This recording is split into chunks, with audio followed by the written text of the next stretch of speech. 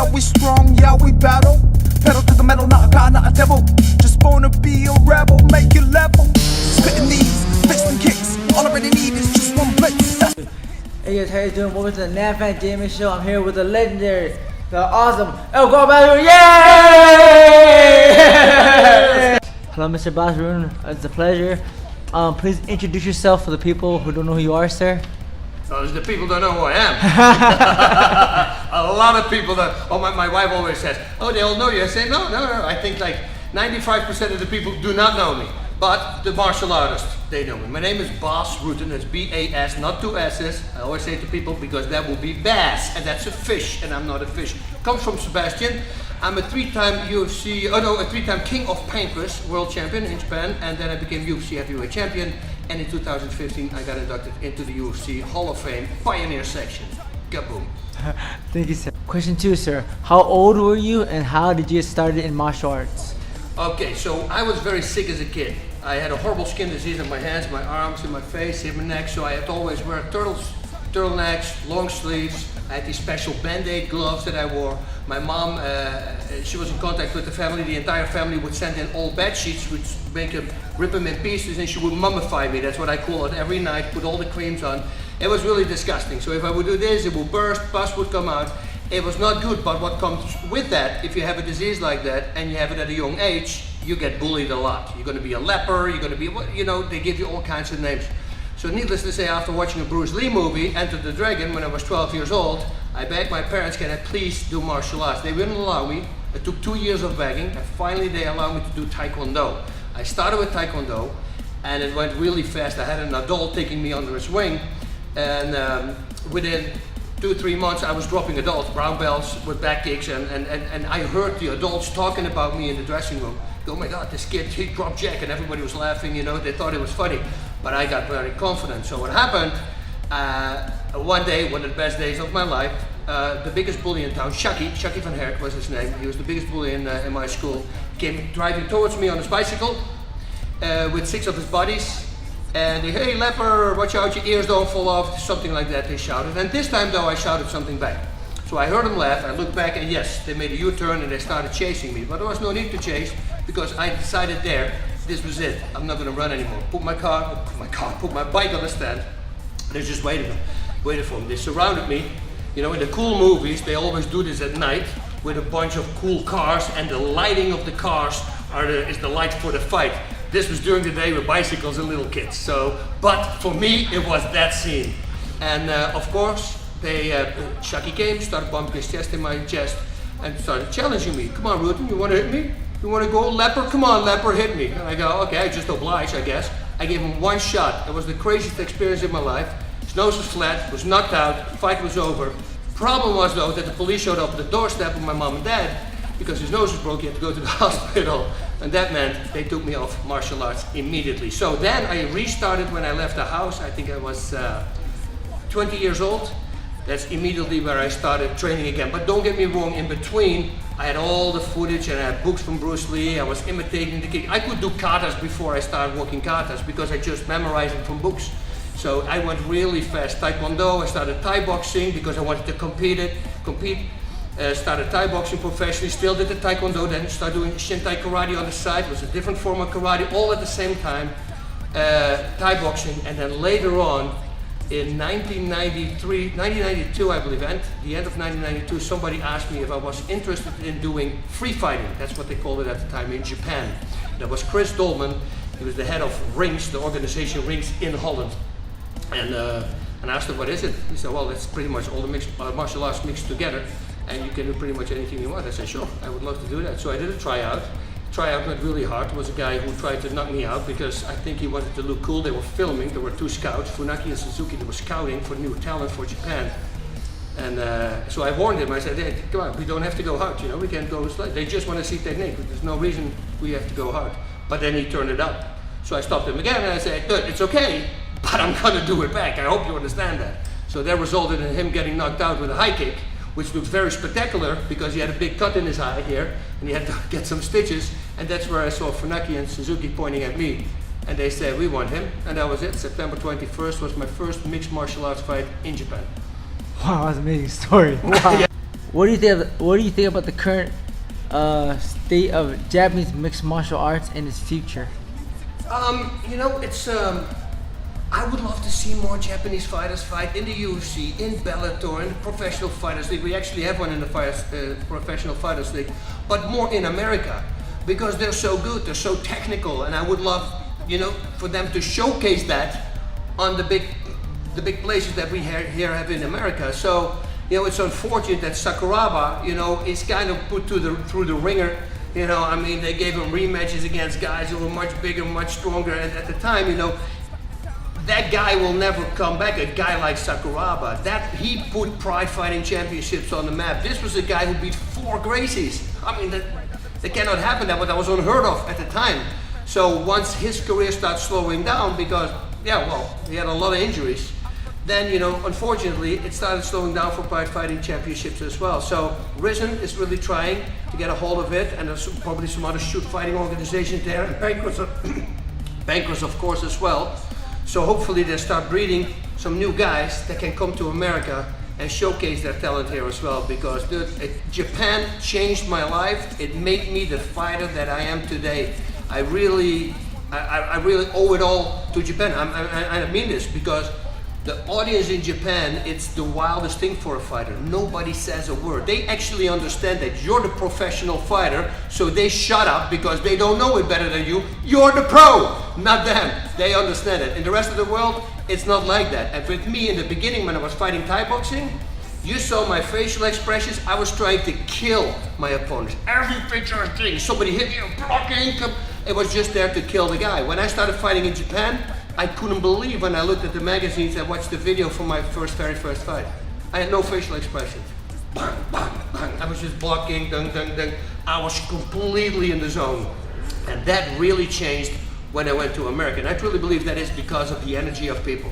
I'm not a guy who's really good in crowds. I'm a very outgoing guy and I love, you know, once I take over, but it's very hard for me to come out of my shell, believe it or not, because people think, oh, he's always on. No, it's not.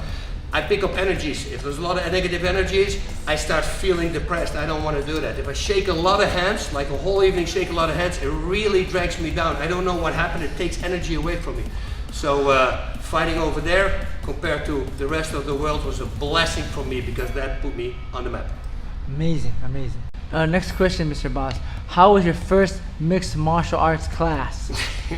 Yeah, that was not so fun. It was really not so fun. I thought I was a tough guy. I was a great Thai boxer. All my opponents thus far, I knocked them out in fights. Karate, I was always the guy who was the strongest in the gym. I was always the strongest guy. So I went to mixed martial arts thinking I would clean that place out really fast as well. And boy was I wrong. I mean, they completely terrorized me. I got armbar, leg locked, I got choked a lot, and not blood chokes, like with the crush the windpipe. They used the forearm on my windpipe. I literally was trying to hold it, holding and hold it. I drove back home, and as one of the early cell phones I had, I called my wife. I parked my car next to the road. I said, honey, I'm completely destroyed. I'm gonna have to sleep for a couple of hours because this was far away. It was in Amsterdam. It was over 2 hours away from me. And she said, okay, that's good. I said, but I almost couldn't speak.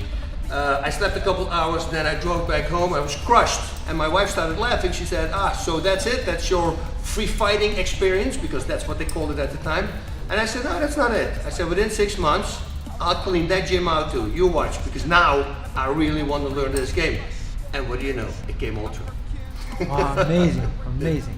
Please describe the feeling of your first Japanese mixed martial art fight, sir. Okay, this is the craziest story ever. So what happened was, I came from Thai boxing. Every 8 pounds or so, or 9 pounds is a new weight class.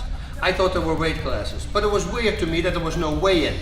So I figured, we'll figure that out the next day of the fight. But then I thought, well, you know, wait a minute. What if he's way heavier than I? He cannot lose that weight anymore. Well, we'll see what happens.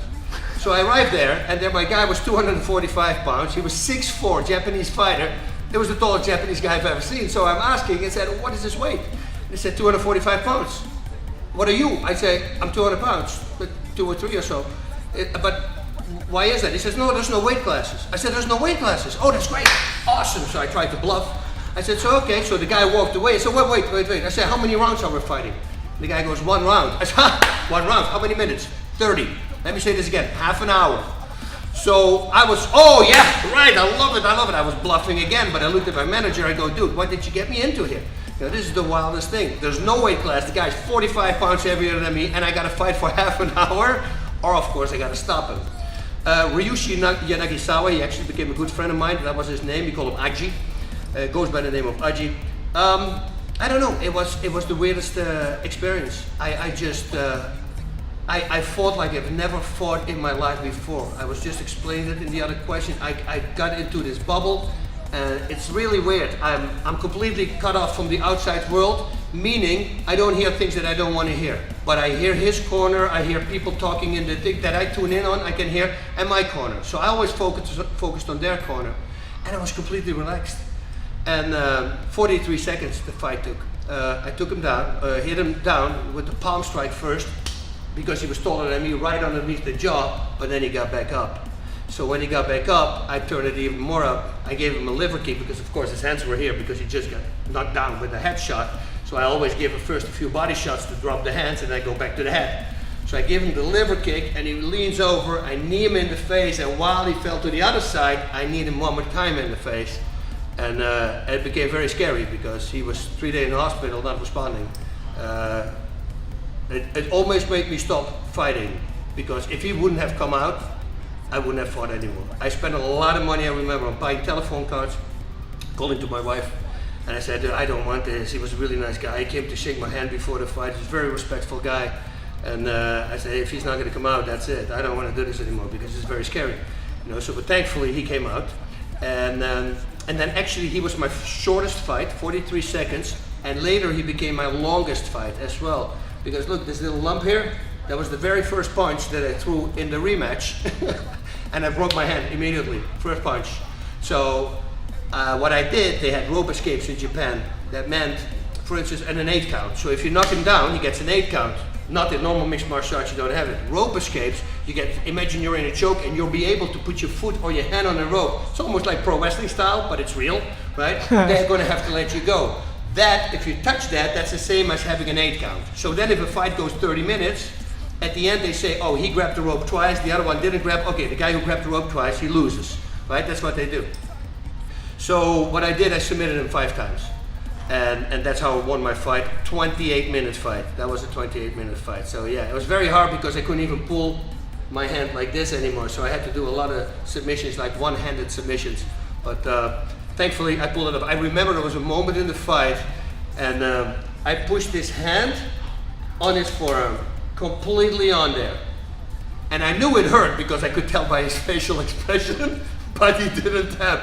And you see me talking to my girl, I go, dude, this guy's made out of rubber. I can't do anything. I mean, his hand was completely flat against his wrist. I have no clue how that was possible, but finally at the rear naked choke, I got him at the end. Became a good friend of mine. Like I said, he also lived at my mom and dad's house because he was going to fight in Holland, and he wanted to prepare exactly the same like I always did. So my mom cooked for him for like 2 months straight, and then he won his fight. So it was really good to become friends with this guy, Aji. Oh, amazing. And that's for Pancras when you fought him. That was the first Pancras fight, yep. Oh, amazing, sir. So what would you add, sir? I want to add, because you know that's my favorite guy, but a guy who really, and I'm very honored to have trained him, because when I moved to America in 1997, within 3 months, when he found out I was teaching here at the Beverly Hills Jiu-Jitsu Club in Beverly Hills, Genki Sudo came. Wow. Genki was at the time, he was a wrestler. That was it. Dude, we turned this guy around. He became this magician artist, great striker, and what he did to his opponents and the way he was fighting, you see, I like that. Again, a kind of a Sakuraba kind of guy. I brought him to the first fight in Pancras, and he had a fire extinguisher with him, and he had this head up with a siren on it and with the light going, and I'm looking at him and go, what are you doing? And he goes, forget about it, man. Just let me do my thing. I think it's fun. And then he came up. There was a real fun fight because he did the very first time. I was in Orange County. We did his very first fight. I was in his corner, and it was against Tiki. I don't remember Tiki's last name anymore. Ghost right? Yeah, I think so. And it was a Pancras fight, so there was the rope escapes. Now Genki let him rope escape twice. At the end of the fight, they let Tiki win. It's not possible. It's like getting 2 knockdowns and still winning the fight. It's not working like that. So this was when I was early in America. I was a different guy then. I'm a very tolerable guy right now. I wasn't that back then. So I remember that I walked over to the table and I told them they have to reverse the decision, and they said we're not going to do it. I said, well, you are going to do it, because otherwise you're going to have a problem here, because this guy clearly won. Ask everybody, this guy won. If it was not the truth, I would never be angry. You're going to change the verdict. So they called two big security guys and they came over and I go, dude, you do not want to do this. Turn around before it's going to go really bad. Go back. And the guys turned around and moved away. Stephen Kratos wrote about it in a Black Belt magazine. He said, I saw two really incredible big guys suddenly became very small, and what do you know? They took the microphone and they changed the verdict. Wow, nice. So that was the first time, I think, and since then maybe the only time, that the verdict was changed after it has been given. I have a picture of it somewhere. I have to look for it, because a fan of mine on Twitter, he sent me the picture. It was hilarious. But Genki Sudo, I look at him now, we are all one. That beautiful message that he does, the way he's dancing, entertaining people right now. Yeah, just Google the guy, or YouTube the guy, I would say, because he's a special individual. Oh, thanks, man. Asian brother got some love. I love it. Thank you for support. I love that guy. Thank you, sir. Last general question, sir. Who inspired you as a fighter? Well, Bruce Lee it has to be, and it's a combination of everything. It's Peter Parker, Spider-Man. It's, you know, I used to be a crazy kid because nobody wanted to hang out with me. So my thing was climbing trees. I had a forest behind our home. I could go pretty much throughout the whole forest without touching the ground. There were 3 or 4 spots where I had to climb down, and that became very easy for me with bullies, because bullies would chase me. I would climb in a tree, and then once they start climbing in the tree up as well, I started swinging, and then I went to the other tree. But they didn't have the goal to do that. And especially after one of the biggest bullies fell down, almost killed himself because his head fell next to this big rock. I mean, blood was coming out of his ear. If he would have hit that rock, he would have been gone. So after that, nobody wanted to chase me anymore. So Peter Parker was bullied as a kid, you know, and then you see with Bruce Lee, that's the same thing, because he was Chinese and they were always bullying on him, you know, but he put himself against everything, became this great martial artist. And I love the philosophy that he had. You know, what I try to people explain always, they say, how can you develop so much power? I say, it's like I ball it up. It's an energy I ball up, and then suddenly I go, back, I release it, you know? And it's, I don't know how to explain it. And then Bruce Lee came with controlled anger. And I go, that's it. It's controlled anger. You just get very angry, but you have to watch out that you don't get real angry. It's just anger that you want to throw into your punches, because your mind can never be clouded with anger, because then you're not going to hit from here, then you're going to hit from here, you're going to load up, and once you start loading up, of course you're going to lose, because your opponent's going to pick you apart. And Bruce Lee had all these quotes, be like water, all these things. If you really think, he was a great philosopher. I'm reading his new book right now also, so, and very impressed with him. One of the best experiences in my life was that I had to interview Shannon Lee, his daughter, and she let me sit behind his desk that he had with the secret compartments in there. She showed me all the little notebooks that he had, and the guy was insane. And if I think about my old notebooks, it was a little bit like that. He though took it a step up. 1,000 one-finger punches, 1,000 high kicks, 1,000 sit-ups, 1,000 push-ups. Everything was 1,000, not 100, not 10. Everything was 1,000. Training Steve McQueen, training Elvis, training, you know. I went to his whole notebook. I looked at him, what he wrote down. I mean, James Coburn, he was training everybody, and then the philosophy that he had about fighting truly changed me, really changed me, and yeah, big Bruce Lee fan. Oh, that was amazing, sir. Peace, fight music, type music, right music, type music, fight music, yeah, fight music, type music.